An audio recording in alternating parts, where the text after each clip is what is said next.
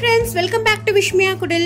இன்னைக்கு டெலிஷியஸான வெந்திய மாங்காய் தொக்கு எப்படி செய்யறது அப்படிங்கறத இந்த வீடியோல நம்ம பார்க்க போறோம்.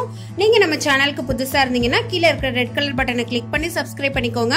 அப்படியே பக்கத்துல உள்ள பெல் ஐகானையும் கிளிக் பண்ணிக்கோங்க ஃபியூச்சர் நோட்டிபிகேஷனுக்காக. வாங்க வீடியோக்குள்ள போகலாம். சோ நம்ம வந்து என்னென்ன பொருள் தேவை அப்படிங்கறத வந்து ஃபர்ஸ்ட் பார்த்துடலாம். நான் வந்து ஒரு காயான மாங்காயை இந்த மாதிரி ஸ்கின்னை மட்டும் பீல் பண்ணிட்டு அதில் உள்ள ஃப்ளஷ் இந்த மாதிரி துருவி வச்சிருக்கேன். தாளிக்கிறதுக்கு கடுகு உளுத்தம்பருப்பு எடுத்து வச்சிருக்கேன். ஒரு மாங்காய்க்கு 15 அந்த சேப்பு மிளகாயை வந்து ட்ரை ரோஸ்ட் பண்ணிட்டு இந்த மாதிரி பொடி பண்ணி வச்சிருக்கேன். 1 டீஸ்பூன் அளவுக்கு பெருங்காயத்தூள் எடுத்திருக்கேன். 1.5 டீஸ்பூன் அளவுக்கு வெந்தயத்தை ட்ரை ரோஸ்ட் பண்ணி பொடி பண்ணி வச்சிருக்கேன். 1 டீஸ்பூன் அளவுக்கு மஞ்சள் எடுத்திருக்கேன். ஸோ தேவையான அளவுக்கு உப்பு எடுத்திருக்கேன். நீங்கள் வந்து மிளகாய் தூள் கூட சேர்த்துக்கலாங்க, ஆனால் கொஞ்சம் டேஸ்ட் கம்மியாக இருக்கும். அப்புறமா வந்து நல்லெண்ணெய் மட்டும்தாங்க யூஸ் பண்ணணும், நார்மல் எண்ணெய் யூஸ் பண்ணக்கூடாது. ஏன்னா நல்லெண்ணெயில் தான் அந்த ஆக்சுவல் டேஸ்ட் கிடைக்கும். அந்த ஊறுகாய் வந்து ரொம்ப நாள் கெட்டு போகாமல் இருக்கும். ஸோ நல்லெண்ணெய் எடுத்துக்கிறேன்.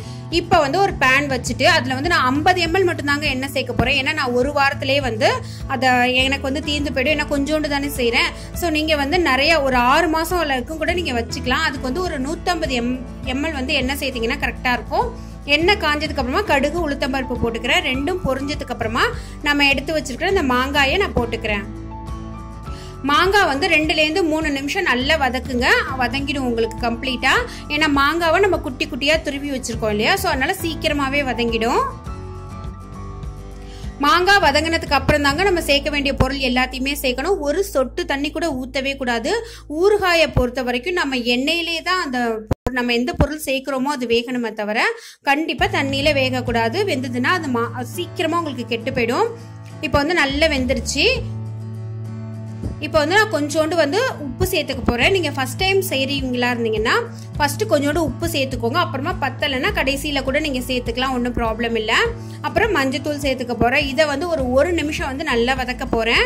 வதக்குனதுக்கு அப்புறம் தான் நம்ம மற்ற பொருளை சேர்க்கணும்.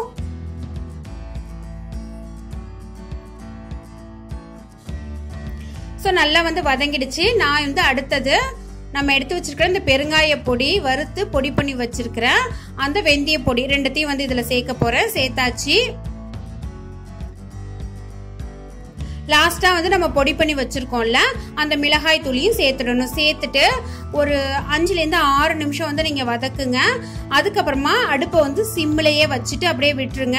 நான் வந்து அதிகமா எண்ணெய் சேர்க்காததுனால எண்ணெய் அதிக அளவுல உங்களுக்கு கக்காது. நீங்க வந்து ரொம்ப நாள் வச்சுக்கணும் அப்படின்னு சொன்னீங்கன்னாக்கா நிறைய எண்ணெய் சேர்ப்பீங்க. அப்போ வந்து கொஞ்சம் கொஞ்சமா எண்ணெய் வந்து வெளியில வர ஆரம்பிக்கும். அந்த ஸ்டேஜ் வரைக்கும் வச்சிருந்துட்டு அதுக்கப்புறமா தாங்க நம்ம வந்து ஆஃப் பண்ணணும். எக்காரணத்தை கொண்டு ஃப்ளேம் வந்து ஹைல வச்சுக்காதீங்க.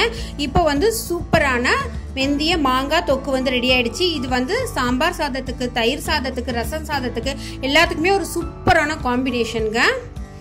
ஸோ இதை நீங்களும் உங்க வீட்டில் ட்ரை பண்ணி பாருங்க. இந்த வீடியோ பிடிச்சிருந்ததுன்னா நான் முன்னாடியே சொன்ன மாதிரி லைக் பண்ணி ஷேர் பண்ணுங்க. சேனலை இன்னும் சப்ஸ்கிரைப் பண்ணலன்னா மறக்காம சப்ஸ்கிரைப் பண்ணிக்கோங்க. நம்ம இதே மாதிரி இன்னொரு வீடியோல மீட் பண்ணலாம். தேங்க்யூ ஃப்ரெண்ட்ஸ், பாய்.